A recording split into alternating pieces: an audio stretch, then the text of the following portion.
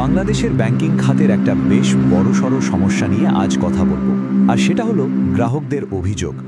আচ্ছা, আমাদের ব্যাংকগুলো ঠিক কিভাবে এই অভিযোগগুলো সামাল দেয়? এই প্রশ্নের উত্তর খুঁজতেই আমরা Bangladesh institute of bank management বা BIBM এর একটি খুব ইন্টারেস্টিং গবেষণা রিপোর্টের গভীরে যাব। ভাবুন তো একবার, এটিএমে টাকা তুলতে গেলেন কিন্তু টাকাটা আটকে গেল, কিংবা মোবাইল অ্যাপে লেনদেন করতে গিয়ে দেখলেন সেটা হলোই না। ছোট হোক বা বড়, এই ধরনের অভিজ্ঞতা আমাদের কম বেশি সবারই আছে। আর এই ছোট ছোট সমস্যাগুলোই কিন্তু আসলে একটা অনেক বড় ছবির অংশ। এই সংখ্যাটার দিকে একবার তাকান, 28.83%। এটা হলো বাংলাদেশে ব্যাংকিং খাতে প্রতি বছর অভিযোগ বাড়ার হার। মানে প্রতি বছর প্রায় 1/3 করে অভিযোগ বেড়ে যাচ্ছে। এর দুটো মানে হতে পারে, হয়তো সমস্যা সত্যি বাড়ছে, অথবা এটাও হতে পারে যে মানুষ এখন আগের চেয়ে অনেক বেশি সচেতন, তাই অভিযোগও বেশি করছে। এই টাইমলাইনটা দেখলে ব্যাপারটা আরও পরিষ্কার হবে। দেখুন, 2017-18 সালে যেখানে অভিযোগ ছিল প্রায় 14,500, মাত্র 6 বছরের মাথায় মানে 2022-23 সালে সেই সংখ্যাটা 50,000ও ছাড়িয়ে গেছে। এই যে একটা লাগাতার বৃদ্ধি, এটা পরিষ্কার দেখাচ্ছে যে ব্যাংকগুলোর বর্তমান অভিযোগ ব্যবস্থাপনার উপর চাপটা ঠিক কতটা বাড়ছে। তো এত বিপুল পরিমাণ অভিযোগ সামাল দেওয়ার জন্য ব্যাংকগুলো এক ধরনের অভিযোগ হ্যান্ডলিং মেশিন বা বলা যায় একটা জটিল ব্যবস্থা তৈরি করেছে। চলুন তো দেখি এই মেশিনটা আসলে কিভাবে কাজ করে। এই মেশিনটা মূলত 3 ধাপে কাজ করে। ধরুন কারো একটা অভিযোগ আছে, তিনি প্রথমে যাবেন কোথায়? তার নিজের ব্যাংক শাখার ডেস্কে। যদি সেখানে সমাধান না হয়, তাহলে অভিযোগটা চলে যাবে আঞ্চলিক অফিসে, আর সবশেষে একেবারে চূড়ান্ত সমাধানের জন্য সেটা পৌঁছাবে ব্যাংকের প্রধান কার্যালয়। মানে কাগজে কলমে দেখতে গেলে বেশ গোছানো একটা প্রক্রিয়া মনে হচ্ছে, তাই না? সবকিছু বেশ গোছানো মনে হলেও এই মেশিনের একটা মস্ত বড় সমস্যা আছে, আর সেটা হলো এই পুরো ব্যবস্থাটা প্রায় পুরোটাই চলে সনাতন পদ্ধতিতে, মানে ম্যানুয়ালি।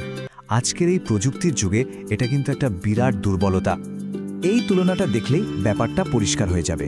একদিকে দেখুন, 93%-রও বেশি অভিযোগ কর্মীরা হাতে কলমে পড়েন, বোঝেন, তারপর সেটা শ্রেণীবিভাগ করেন, মানে হাজার হাজার কাগজপত্রের একটা বিশাল স্তূপ। আর অন্যদিকে মাত্র 20% ব্যাংক আধুনিক সফটওয়্যার ব্যবহার করছে। এই যে বিশাল একটা ফারাক, এটাই আসলে পুরো সিস্টেমটার সবচেয়ে বড় দুর্বলতার জায়গা। আচ্ছা, তাহলে এই চাপের কেন্দ্রবিন্দুগুলো ঠিক কোথায়? চলুন কিছু ডেটা দেখি। এই সংখ্যাগুলোই আমাদের বলে দেবে যে গ্রাহকরা ঠিক কী ধরনের সমস্যার মুখে পড়ছেন আর সিস্টেমের কোন অংশটা সবচেয়ে বেশি চাপে আছে।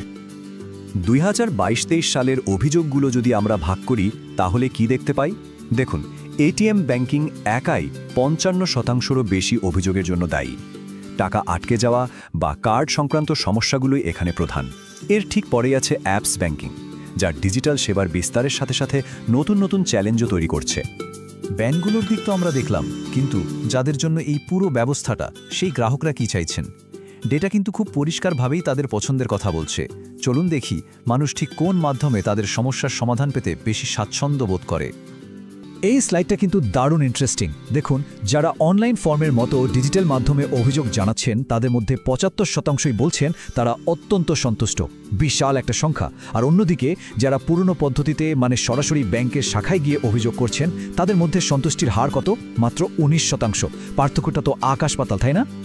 গ্রাহকদের যদি সরাসরি জিজ্ঞেস করা হয় যে কোনটি বেশি কার্যকর, তাহলে 61%ই মনে করেন অটোমেটেড বা অনলাইন সিস্টেমটা বেশি কাজের, আর মাত্র 23% মানুষ পুরনো মুখোমুখি পদ্ধতিকে এগিয়ে রাখছেন। তার মানে গ্রাহকরা কিন্তু স্পষ্টভাবেই ডিজিটাল সমাধান চাইছেন। তাহলে রাস্তাটা তো পরিষ্কার, অটোমেশন। কিন্তু এই পথে এগোনোর চ্যালেঞ্জগুলো কি কি, আর সমাধানটাই বা কোথায়? চলুন এই অভিযোগ হ্যান্ডলিং মেশিন আপগ্রেড করার পথটা একটু দেখে নেওয়া যাক। অটোমেশনের পথে হাঁটাটা কিন্তু অতটা সহজ নয়। প্রথমত, অনেক ব্যাংকেরই প্রযুক্তিগত পরিকাঠামো এখনও যথেষ্ট শক্তিশালী না। দ্বিতীয়ত, এমন একটা সিস্টেম বানাতে হবে যা ব্যবহার করা খুব সহজ, কিন্তু সেখানেই অনেক সময় ঘাটতি থেকে যায়। এর সাথে তো ব্যাংকের বিভিন্ন বিভাগের মধ্যে সমন্বয়ের অভাবের মতো সমস্যা আছেই, আর গ্রাহকদের নতুন প্রযুক্তি সম্পর্কে ভালোভাবে জানানোর একটা বড় চ্যালেঞ্জও রয়েছে। BIBM এর গবেষণাটি এই ব্যাপারে একটি সুস্পষ্ট সুপারিশ করছে।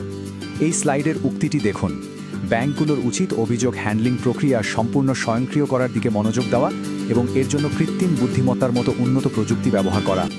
সোজা কথায়, এটাই ভবিষ্যতের পথ। তাহলে শেষ প্রশ্নটা হলো এই যে, যখন গ্রাহক সেবা এবং আস্থা তৈরির কথা আসে, তখন ব্যাংকিং খাতের ভবিষ্যৎ কি আসলেই যন্ত্রের হাতে তৈরি হবে? প্রশ্নটা কিন্তু ভাবার মতো। ভিডিওটি ভালো লাগলে ব্যাংকিং ও ফিন্যান্স দুনিয়ার আরও ইনসাইট জানতে লাইক, কমেন্ট, শেয়ার করুন আর সাবস্ক্রাইব করুন আমাদের চ্যানেলটি।